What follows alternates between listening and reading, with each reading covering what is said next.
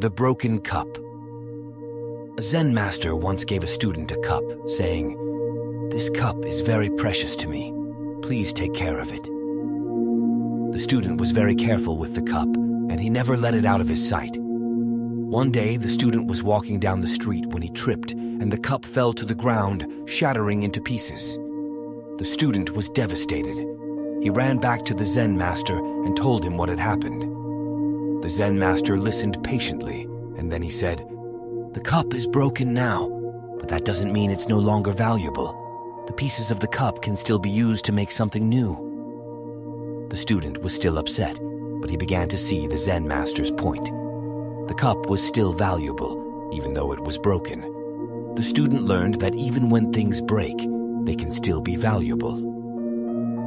The sunset, a Zen master was sitting on a hill, watching the sunset. The sky was filled with beautiful colors, and the Zen master was filled with peace. As the sun sank below the horizon, the Zen master thought about how everything in life is impermanent. The sun would rise again tomorrow, but it would never be the same sunset. The Zen master realized that this was a good thing. If everything in life was permanent, we would never appreciate the beauty of change. The Zen master was grateful for the sunset, and he knew that he would never forget it. The Old Tree. A Zen master was walking through the forest when he came across an old tree. The tree was gnarled and twisted, and it looked like it was about to fall over. The Zen master sat down under the tree and closed his eyes. He listened to the wind in the leaves and the birds singing in the branches. He felt the sun on his face and the earth beneath his feet. After a while, the Zen master opened his eyes and looked at the tree. He saw the beauty in the tree's gnarled branches and twisted trunk. He saw the strength in the tree's roots, which were still firmly planted in the ground. The Zen master realized that the old tree was still valuable, even though it was old and no longer as strong as it once was.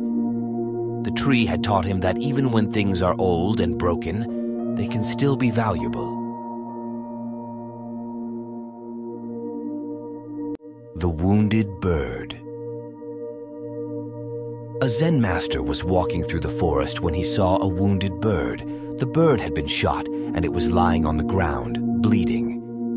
The Zen master picked up the bird and took it to his home. He cleaned the bird's wound and bandaged it.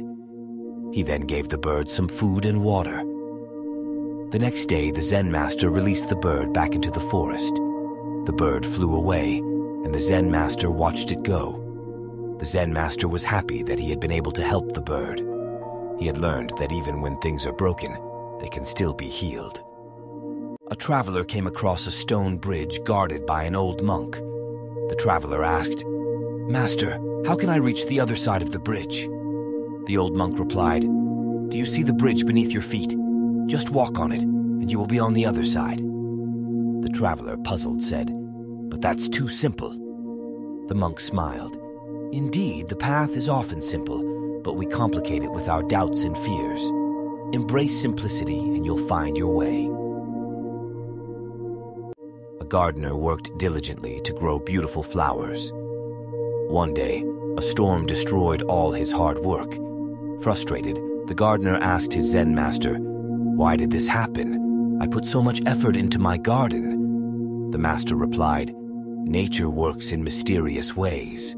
Sometimes we must accept the impermanence of our efforts and find peace in the process, not just the outcome."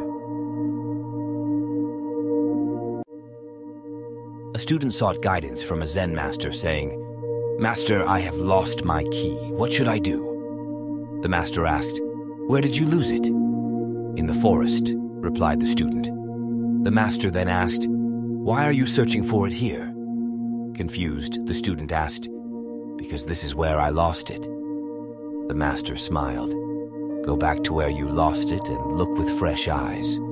Sometimes the answer lies in returning to the source." A Zen master and his student hiked through a valley. The student asked, "Master, why does this valley echo my voice?" The master answered, "It echoes your voice because you first speak. If you remain silent, the valley will be silent too. The student learned that the world often reflects what we put into it.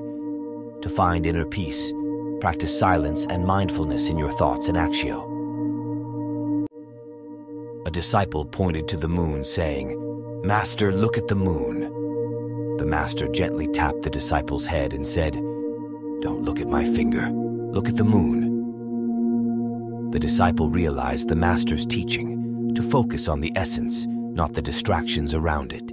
In life, we must learn to see beyond the pointers to perceive the truth. A young disciple asked his Zen master, "Master, how can I attain true wisdom?" The master poured tea into the disciple's cup until it began to overflow. "Stop, the cup is full," the disciple exclaimed. The master replied, "Your mind is like this cup. If it's already full, how can you receive anything new? Empty your mind of fixed beliefs, and wisdom will naturally flow in."